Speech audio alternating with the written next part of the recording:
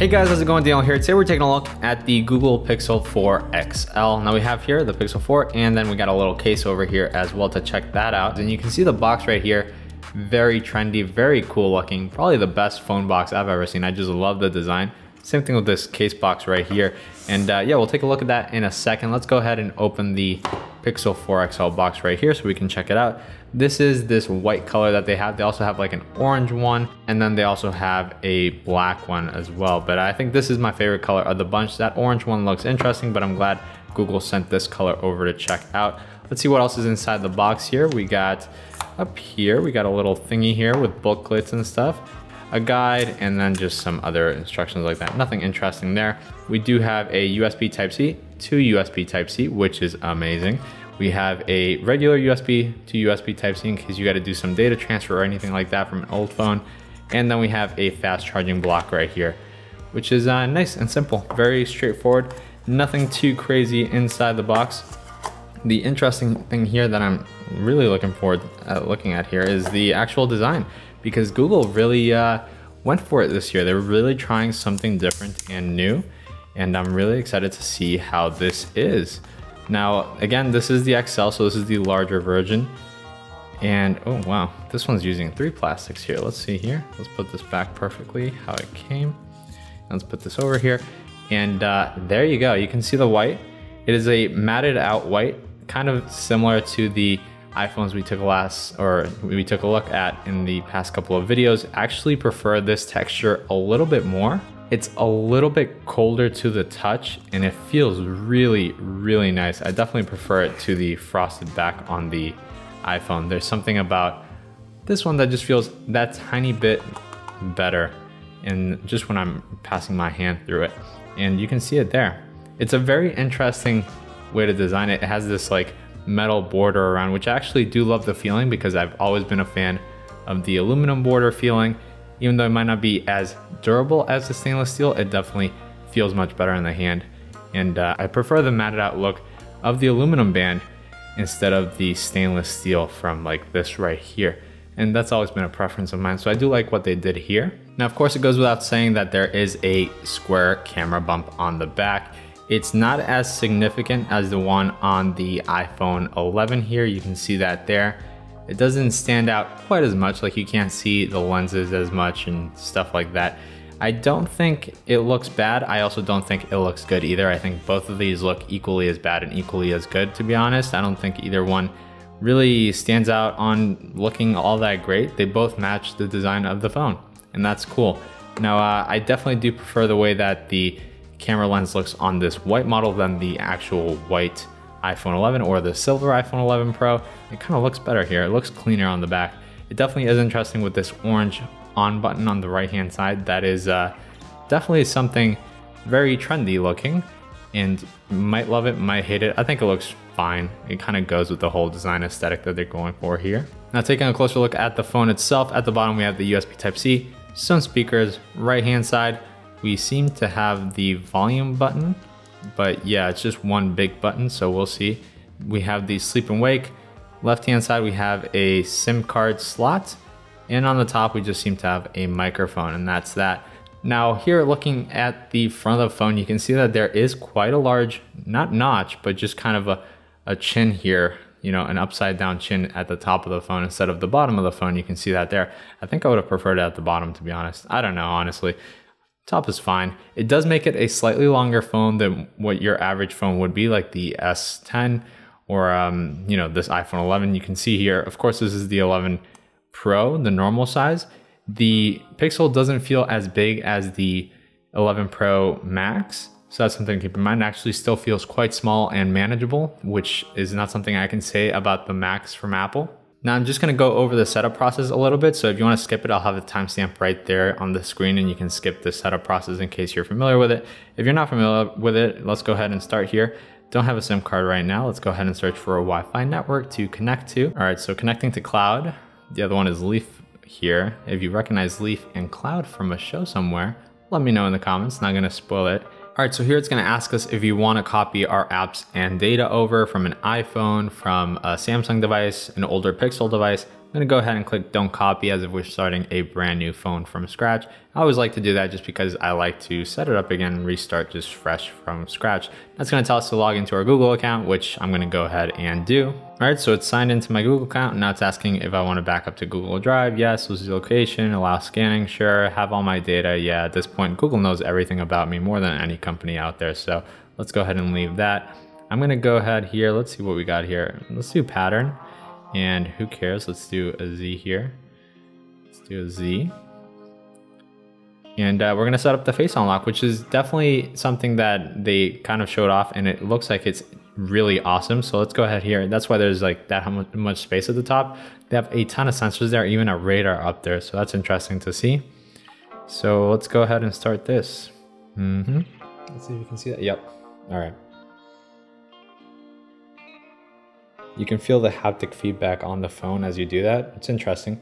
Similar to Apple's version, not quite the same, but definitely a unique way to go about it as well. I think it was faster. It didn't even ask me to do it a second time, so we'll see how that goes. Access Assistant with voice match, sure. And I've already set up voice match in the past, so it's gonna go ahead and take my voice from a previous device and set it up here. You can squeeze still for assistant, which is nice. That's always been a nice feature. Nice that they didn't get rid of it. You can choose if you want a firm squeeze or a light squeeze here just by dragging the slider. And honestly, maybe not. That's good. Let's leave it there. Here are the quick gestures, which uses that radar sensor and all the sensor up top to just switch between apps and stuff. So let's go ahead and turn that on. And now make your lock screen smarter. When you're nearby, the display turns on. Face unlock also recognizes you faster as soon as you reach for your phone. That sounds great. You definitely want to turn all these things on if you get this device. And I think that's enough for now. So let's go ahead and click no thanks. Next. And it's going to finish up here and take us home. Just going to give you a rundown of how the UI works now. And we're all set. Swipe up to get started. There we go. Clean screen. Super simple. Nothing else installed here. Let's see what's installed on here. That's it. No bloatware, no nothing. Of course, you're just going to get pure Android, which is just the best experience when it comes to Pixel phones here. Love that wallpaper. Really, really love the wallpaper, actually. And let's see if this does anything. Oh, it interacts with the wallpaper here. Let's see, up and down, no. Side to side, definitely does hit things. Interesting. So as far as the feel of the phone, which is very important, it feels really good in the hand. It definitely doesn't feel like a low-end phone or anything. It just feels like a Pixel phone, honestly. It feels like what we've gotten in the past couple of years. It feels really good. I really do dig this back design, back feeling that it has. It feels nice. It's grippy, but it's not too grippy, and it's not, I don't know, it's really the perfect material for the back. I'm really, really, really liking it. And of course, you know, you got minimal branding on the back, just a little G right there at the bottom and nothing else. Really depends on how you like that camera bump. I think it looks just fine. Not a big deal. Now, as far as the cameras go, we do now have a 2 cameras. So the iPhone has 3 cameras. This one has 2 cameras. That is a choice by Google. Not sure why they decided to go with that. They also decided that they were going to use a telephoto for the second one instead of a wide angle for the second one, which is interesting as well. I do want to do a photo test and comparison in the future between the iPhone 11 Pro and this, just to see how that is.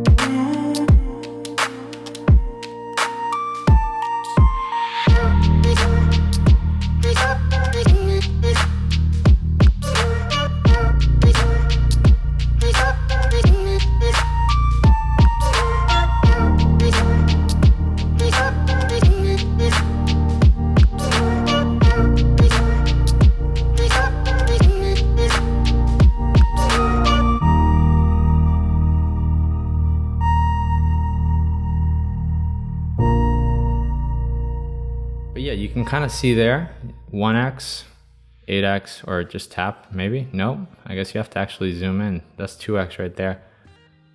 Interesting. There's no easy switch between the two? Yeah, you can see it change to the other lens right there. But interesting, there's just no button to tap it. That's good. I mean, telephoto is still really great. It's just that I feel like a lot of the younger people nowadays are using wide angles for things, for pictures and stuff. I don't know, but maybe not.